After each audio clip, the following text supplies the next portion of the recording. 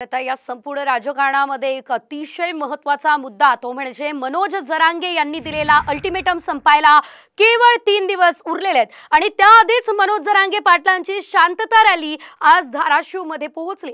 मनोज जरांगे यांनी या शांतता रॅलीमधून सरकार आणि छगन भुजबळ यांच्यावरती निशाणा साधलाय। नोंदी रद्द केल्या तर 288 आमदार पाडू हा इशारा मनोज जरांगेंनी दिलाय। तर छगन भुजबळ यांना देवेंद्र फडणवीस ताकद देत आहे। छगन भुजबळांमध्ये अख्खं सरकार पडेल असाही इशारा जरांगे पाटील यांनी दिलाय। या सरकारी नोंदी याच्यातली एकही नोंद रद्द केली तुमचे 288 उमेदवार मराठ्यांनी पाडलेच म्हणून समजा। तुमच्यात हिम्मत असली तुम्ही फक्त नोंदी रद्द करून दाखवा, मग मराठ्यांची ताकद काय असते मग तुम्हाला आम्ही दाखवतो। तर आपण बघितलं मनोज जरांगे पाटील यांनी नेमकं काय म्हटलेलं आहे। सरकारवरती त्यांनी एकंदरीत हल्लाबोल केलेला आहे आणि छगन भुजबळ यांच्यावर देखील त्यांनी टीका केलेली आहे। नोंदी रद्द केल्या तर 288 आमदार पाडू असं यावेळेस जरांगेंनी म्हटलंय।